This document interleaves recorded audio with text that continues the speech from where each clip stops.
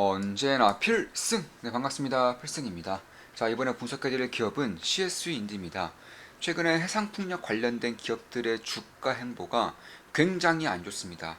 사실 그도 그럴 것이 인플레이션으로 인한 비용 증가, 그리고 금리 상승으로 인해서 사실 해상풍력을 위시로 한 대부분의 인프라 투자에 관련해서 부담감이 상당히 커지고 있는 것은 사실이에요. 이건 제가 텔레그램방에서도 꾸준히 말씀드리고 있지만 인플레 빨로 해서 비용 증가, 그리고 금리 상승. 사실상 대한민국 건설만 보더라도 금리 인상, 금리 상승과 인플레이션, 그러니까 비용 증가가 얼마나 큰 영향을 끼치는지 고스란히 알 수 있을 거예요. 왜냐하면 대한민국 같은 경우도 작년부터 금리가 폭등하기 시작한 작년부터 건설 경기가 급속도로 악화되고 있기 때문입니다. 제가 주변에 이제 건설 관련된 분들의 이야기를 좀 들어보더라도 어, 좀 대금 지급이 잘 안 되고 있대요. 그러니까 자, 어떤 사장님이 계신데 그 사장님이 이제 건설에 대한 털을 당다거나 굴삭기를 대여해준다거나 이런 식으로 하면 돈을 받아야 되는데 돈의 지급이 잘 안 되고 있다고 합니다. 그만큼 건설 경기가 굉장히 안 좋다는 것을 알 수 있는 것인데 해상풍력도 마찬가지예요. 해상풍력 같은 경우는 사실 비용도 비용이지만 이 기간이 굉장히 오래 걸립니다. 최소 8년에서 10년 정도는 이제 투자를 해야지만 그때부터는 무제한적이고 값싼 에너지를 공급받을 수 있는 것인데, 자, 8년에서 10년 동안 이자 비용을 어떻게 감당할 것인지, 혹은 재료 비용 증가, 재료 비용 증가는 또 어떻게 감당할 것인지에 대해서는 여전히 미지수라는 거예요. 이로 인해서 취소되는 프로젝트도 굉장히 많아지고 있고 입찰조차 되지 않는 프로젝트가 상당히 많아지고 있습니다. 이와 더불어서 사실 재정 운영에 있어서 부담이 상당히 커지고 있죠. 왜냐하면 금리 인상으로 인해서, 금리 상승으로 인해서 채권에 대한 이자율도 굉장히 높아지고 있고요. 그와 더불어서 부동산 경기 하락, 기업 경기 하락으로 인해서 세수가 상당히 감소하고 있기 때문에 이로 인해서 보조금 혹은 지원이 점차 축소되고 있다. 따라서 이런 것들을 봤을 때 해상풍력에 잘 될래야 잘 될 수가 없는 환경이 지금 같은 환경이다. 이렇게 보시면 될 것 같습니다. 다만 그렇다고 해서 지금 안 좋으니까 앞으로도 안 좋을 것인지, 아니면 지금 안 좋지만 앞으로 턴어라운드 할 것인지를 봐야 되는 것인데, 저는 후자에 가깝다고 보고 있는 거예요. 왜냐하면 지금부터는 금리 인상에 대한 사이클이 더 이상 진행될 수가 없습니다. 여기서 더 진행될 경우에는 사실상 나라가 망하는 수준, 정부가 파산하는 수준으로 갈 수밖에 없기 때문에 이에 대한 이유라던가 분석글은 제가 텔레그램방에 꾸준하게 긴 글로도 말씀드리고 정말 꾸준하게 말씀드렸기 때문에 우리 멤버분들은 다들 아실 거예요. 제가 자세하게 설명드렸습니다. 따라서 긴축 불가 영역에 가까워지고 있다는 점, 추가적으로 인플레이션 상승률입니다. 인플레이션이 아니라 인플레이션 상승률이 점차 둔화되고 있다는 점, 이로 인해서 인플레이션 상승률 둔화로 인해서 결국 인간은 적응의 동물이다. 이에 따라서 긴축에 대한 그런 불확실성이 점차 잦아들고, 혹은 비용에 대한 증가율이 점차 잦아들 경우에는 미뤄두고 미뤄뒀던 인프라 투자가 다시금 진행될 수밖에 없는 것이고, 이에 따라서 경기가 살아난다거나, 특히 건설 경기가 살아나면서 정부의 세수가 증가하면서 애초에 예정되어 있던 정부 발로 인한 그런 대규모 인프라 투자가 진행될 것이라고 저는 생각을 하고 있어요. 따라서 지금 같은 경우는 굉장히 안 좋은 시기, 거의 최악의 시기라고 볼 수 있는 것이고, 이러한 시기를 지나면서 적응을 점차 해 나가면서 괜찮은 흐름이 만들어질 수 있다고 보고 있는 것입니다. 좀 쉽게 예를 들어드릴게요. 자, 예를 들어서 자, 작년까지만 하더라도 항공권이 가격이 50만 원에서 150만 원으로 뛰었습니다. 이때 여행 안 갔죠? 작년에 생각해 보시면 해외여행 거의 안 갔습니다. 대부분 국내 골프장이라던가 혹은 제주도 이런 쪽에 좀 많이 갔었죠. 이런 것들이 올해 들어서 150만 원에서 170만 원으로 좀 증가했습니다. 그런데 올해 들어서 어떻죠? 항공여행 엄청 많이 갑니다. 해외여행 엄청 많이 가죠. 왜 그런 걸까요? 항공권 가격은 오히려 더 올랐는데 왜 해외여행에 대한 수요가, 항공에 대한 수요가 더 올라오고 있을까요? 적응했기 때문에 그런 거예요. 50만 원에서 150만 원일 때는 이 상승폭이 너무나도 부담스럽게 느껴졌지만 150만 원에서 170만 원 갈 때에는 그렇게 부담스럽게 느끼지 않는다는 겁니다. 가격은 오히려 더 상승했음에도 불구하고, 작년보다 오히려 더 비싸졌음에도 불구하고 이에 적응해 나가기 때문에, 상승률이 둔화되고 있기 때문에 그저 가고 그저 하고 싶은 걸 하기 때문에 그런 것입니다. 마찬가지로 인프라 투자 같은 경우도 점차적으로 적응되는 시기가 다가오고 있다고 보고 있는 거예요. 이에 따라서 사실 저는 핵심 기업들, 특히 CS인드 같은 경우는 이미 작년 대비해서 영업이익이 100% 이상 증가를 했습니다. 이미 작년 대비해서 100% 이상 증가를 했어요. 올해 상반기만 보더라도 예, 갈목할 만한 성장성이 있었던 것은 사실이에요. 지금 보시면 이런 식으로 단기순이익 기준으로도 81억, 210억, 영업이익 기준으로 245억, 418억 원 정도의 그런 영업이익을 냈었고, 연간으로 보더라도 꾸준하게 상승하는 기조가 고스란히 보이고 있습니다. 사실상 이런 것들은 아직도 미국발 IRA 법안, AMPC에 대한 그런 지원금에 대한 정책이 제대로 반영되고 있지 않아요. 저는 올해 같은 경우는 최소한 600억에서 800원 정도의 지원금이 나올 것으로 보고 있고, 실제로 올해 2분기 영업이익에서도 250억 정도, 200억 이상이 반영이 되어 있는 겁니다. 내년부터는 대략 1,500억 이상, 1,500억에서 2,000억 정도가 꾸준히 찍힐 것이기 때문에 지금 이거는 지원금조차 반영이 되고 있지 않은 거예요. 따라서 이런 것들을 봤을 때 저는 지금의 시가총액이 2조 5천억 정도 되는 시가총액이 딱히 고평가로 보이고 있지 않습니다. PBR 밴드로 봤을 때에도 지금은 밸류에이션이 이제 바닥권 근처에 있는 곳이고, 여기서 영업이익이 폭발적으로 증가를 한다면, 지원금이든 아니 해상풍력이 턴어라운드를 증가를 해준다면은 이 PR 밴드가 어디까지 떨어질지에 대해서는 점차 좀 지켜보면서 대응할 필요가 있다라고 보고 있는 거예요. 물론 저 같은 경우도 CS윈드라던가 해상풍력에 대해서는 현재 투자를 진행하고 있지 않지만 이제는 조금씩 관심을 가질 때가 되었다라고 판단하고 있기 때문에 이런 식으로 분석을 해드리고 있는 것입니다. 참고로 매출액 같은 경우도 작년 대비해서 30%가량 증가를 했어요. 매년 꾸준하게 상승을 하고 있는 것이고, 해상풍력에 대한 그런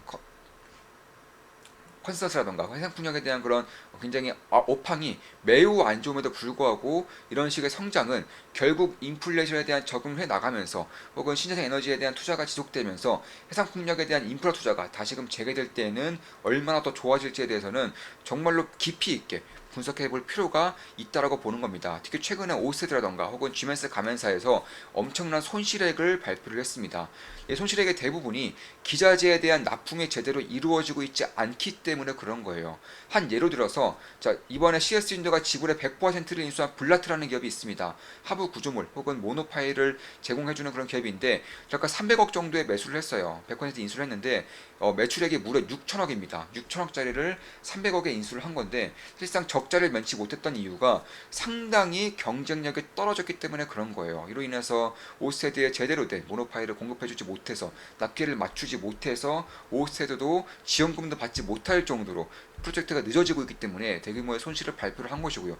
물론 숫자로 지키는 손실이지 실질적인 손실은 아직은 모릅니다. 여기서 제대로 된 공급이 이루어지면서 다시금 이 손실이 전부 다 생각되는 그런 경우가 발생할 수도 있어요. 이럴 때에는 주가에 대한 상승폭이 상당히 클 수 있다는 점에 대해서도 염두를 해둘 필요가 있다라고 보는 거고요. 사실 제가 최근에 좀 이런 분석을 해드렸어요. 이게 아마 9월 이번 주 금요일까, 지금이 9월 10일입니다. 9월 10일 일요일이고, 대략 한 9월 8일? 네, 9월 8일경에 분석해드린 글 같습니다. 이거는 7월 10일에 분석해드린 글을 캡처를 떠서 이렇게 참고하시라고 올려드린 거고요.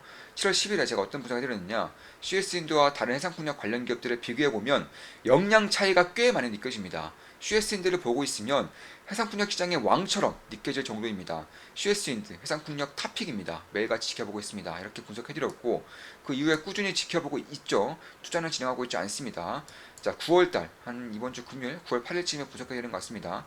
자, 신재생 에너지의 압도적인 강자였던 유럽이 비용 증가로 처참해지고 있는 지금 한국이 좋은 기회를 잡고 있는 것으로 보입니다. 실제로 CS인드의 그런 합병을 보더라도 유럽 기업들의 알짜배기를 전부 다 인수를 해나가고 있어요. CS인드는 이제는 해상풍력의 하부 구조물뿐만 아니라 해상풍력 그 자체로서의 기업으로 커 나가고 있는 겁니다. 기업 하나하나의 경쟁력이 유럽 등 해외 기업들을 압도해가고 있는 듯합니다. 긴축이 어느 정도 마무리되고 인플레이션 및 고유가가 계속되면서 신재생 에너지 투자에 다시금 탄력이 붙을 때 좋은 기회가 발생할 수 있습니다. LS, CS인드, SK오션플랜트 등 핵심 기업들 매일같이 지켜보고 있습니다. 시가총액이 상당히 착해지고 있습니다. 이렇게 분석해드렸고, CS인드뿐만 아니라 다른 기업들도 주가가 지금 처참해요. 비용 증가에 대한 불확실성, 금리 상승에 따른 이자 비용 증가로 인해서 이런 식의 행보가 나타나고 있는 것인데, 과연 여기서 더 안 좋아질 것인지, 여기서 턴어라운드가 가능할 것인지에 대해서 이들의 주가 행보는 완연하게 달라질 수 있다는 점을 염두에 둘 필요가 있다고 말씀드리는 겁니다. CS 베어링도 마찬가지예요. 주가가 안 좋고요. SK오션플랜트 역시나 최근에 꽤나 이제 하락폭을 보이고 있는데, CS인드는 이제 이런 기업들보다 더 하락폭이 큰 이유가 기대감이 굉장히 많이 반영됐어요. 왜냐하면 명실상부한 글로벌 1위 기업이기 때문에 그렇습니다. 해상풍력 관련해서 거의 독과점하고 있는, 거의 독점이라고 봐도 무방할 정도의 하부 구조물 쪽에서, 그러니까 타워 쪽에서는 글로벌 1위 기업이기 때문에 기대감이 상당히 많이 껴 있었다는 점, 이와 더불어서 최근에 발표된 인수합병으로 인해서 불확실성이 굉장히 커지고 있죠. 왜냐하면 업황이 안 좋은데, 안 좋은 상황에서 더욱더 안 좋은 기업들을 인수해 나가고 있기 때문에 그런 것인데, 사실상 재무제표만 보더라도 굉장히 안 좋은 기업에서 맞아요. 적자를 면치 못하고 있기 때문에 그런 것인데, 그럼에도 매출액 6천억짜리를 300억 정도에 인수를 했다는 것 자체가 턴어라운드가 가능할 경우, 특히나 유럽 기업들의 방만한 경영이 아니라 CS인드가 경영을 진두지휘하면서 이에 따른 턴어라운드가 가능해질 경우 이 가치가 얼마나 많이 변하겠느냐에 대해서는 각자 분석해볼 문제입니다. 저 같은 경우는 상당히 긍정적으로 바라보고 있는 것은